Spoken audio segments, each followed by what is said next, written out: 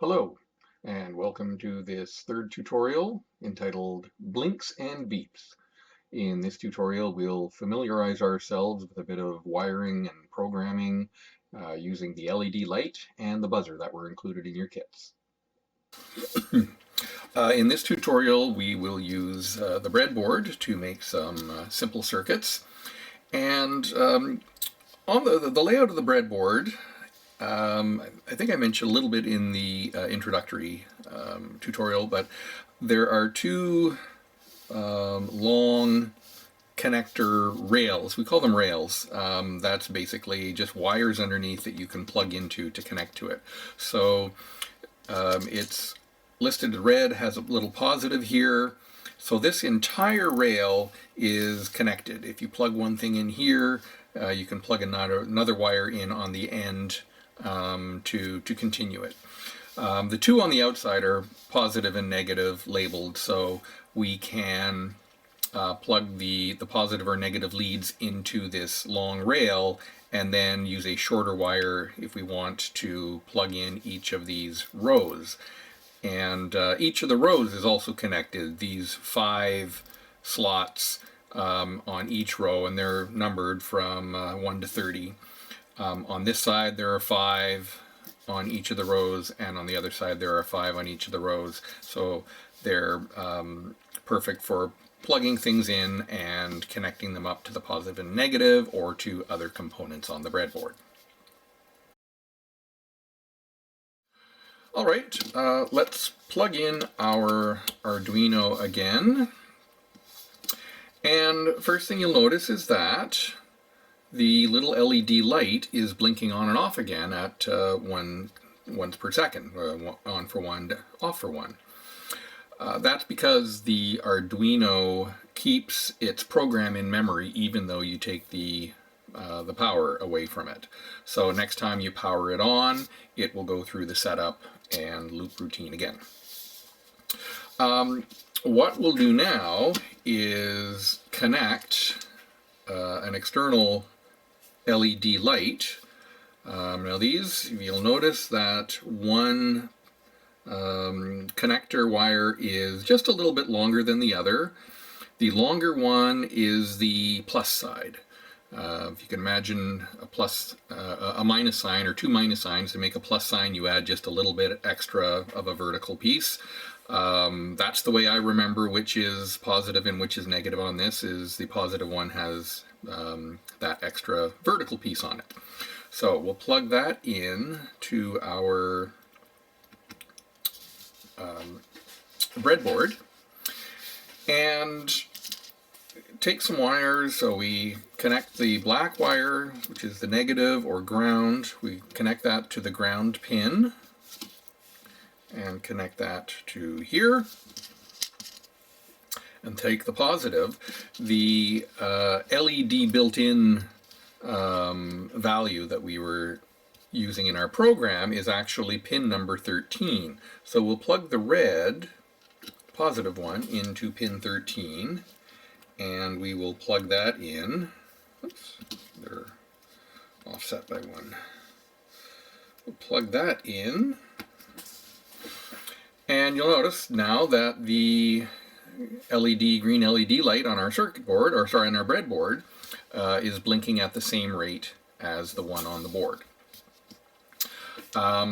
If I want to put a resistor in, and this is one of the resistors that was included in your kit, so I will take out the red wire, I will put the resistor in from the positive side of the LED to an open row, and I will plug that in, and it's very faint, but the LED light is coming on, but it's just the resistor has cut down the voltage, which means that the light will not be as bright. Okay, let's go over and look at the program we have for making the light blink on and off. We have this, I've taken out the comments at the top of it, so it's just the setup and the loop routines. We have this pin mode instruction that says LED built in. That actually refers to, that's a predefined constant value for pin number 13. So I can change that to 13 in each of the cases and compile and upload it again. And you see, still running as properly. If I change that to, say, 10, and run it again, once it's uploaded, the LED light goes out because it's now not using pin 13 that it's hooked up to. But if I change this to pin 10, here we go again. The LED is on. Now, it's generally bad programming practice to put numbers like that in there in the program. So what we do is we set up a constant value, we define it. So const int, it's an integer, green LED pin equals, let's make it 9. So now, instead of having to change it, whoops, this one, ever in future, so if I run this and compile it, it's obviously the light goes out. I will change the positive to pin 9, and here we have the light going again. And anytime in the future, if for some reason we want to change the pin designation, we only have to change it once in our program, and anywhere it's got this green LED pin, it knows now to use the new value, which will be 12. Again, it goes out and put the positive over to number 12, and on it goes again.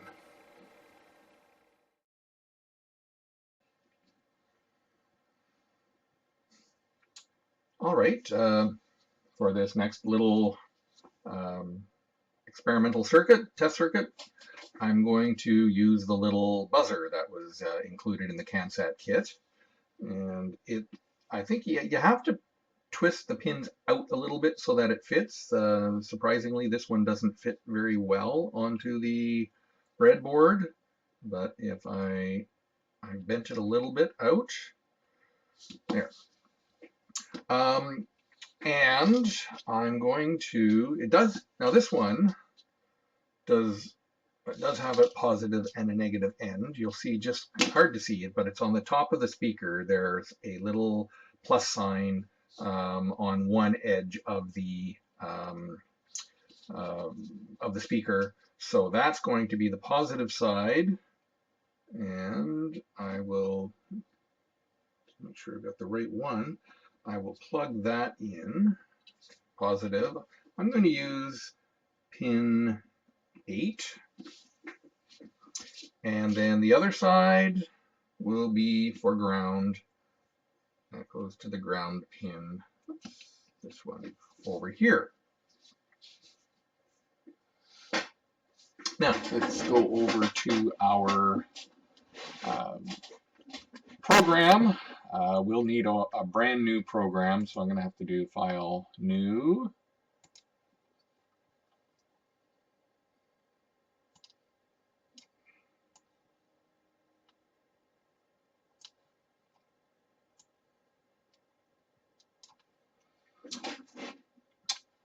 And in our program, the basic shell of a program, first thing I want to do is create a constant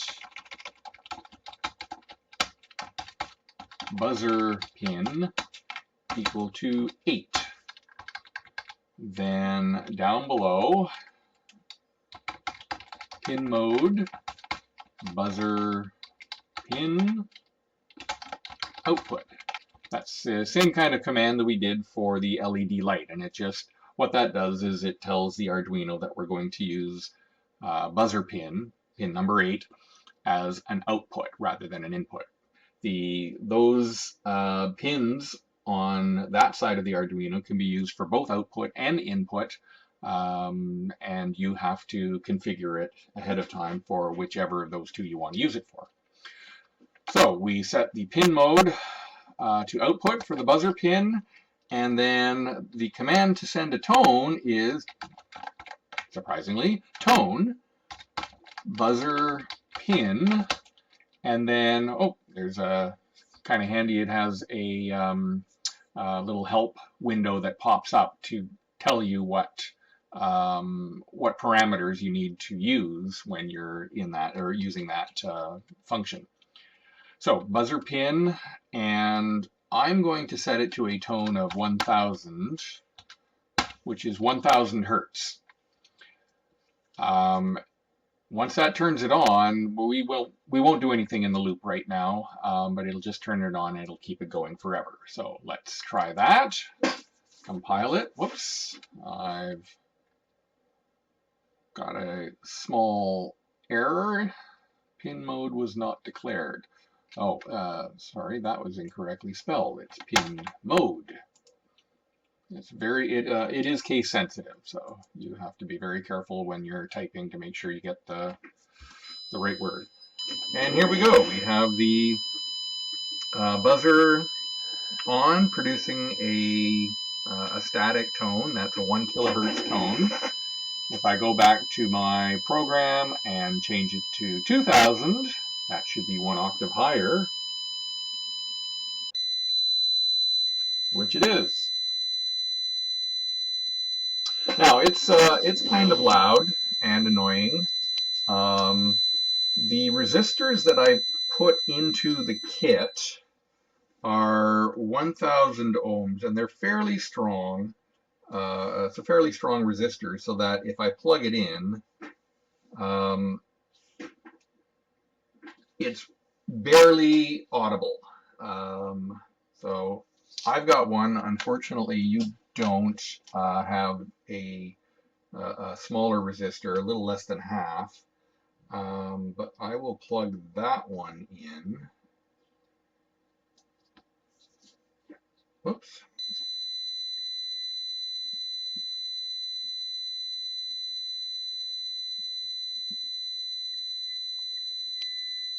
Yeah, you can just hear that, barely hear that. Yeah, it's there's a tone, but it's very, very quiet. Just be aware that, whoops, the that tone going will drive you crazy after not too long. So we can have some fun with this buzzer, and I've included some code in the extra handout that's on the website for this tutorial. Instead of, okay, I'm going to unplug that. Instead of turning the tone on in the setup, I want to have it looping a couple of times. So I'm going to do tone buzzer pin 1000 hertz. Every instruction line needs a semicolon at the end of it. So I'm going to delay for 100, so 1/10 of a second, and then next I will tone buzzer pin 2000 and delay 100 milliseconds. So what that is going to do, it's going to play a low tone for 1/10 of a second, then a higher tone for 1/10 of a second, alternating continuously. Okay, let's plug this back in and then upload the new program.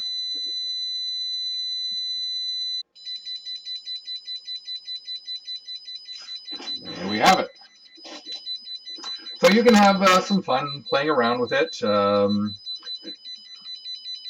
I've tried some where it will sound like a Star Wars blaster or something like that. Something we can do, so here's an example of that. So we have a for loop. For x, whoops, I need to declare it. I'm going to declare an integer x for x equals 1,000, x is less than or equal to 4,000, and x plus equals 1, meaning increment x, and then open the brackets. I'm going to tone the buzzer pin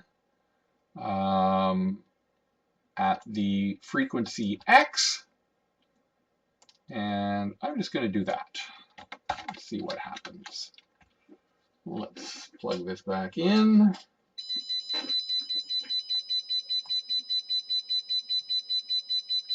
Whoops, what did I do? Oh, I have one too many parentheses.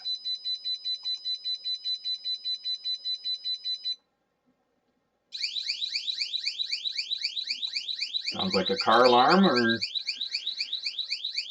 some kind of alarm like that. That was incrementing by 1, so it's a very smooth increment. Add it, go up by steps of 100 hertz and do a delay.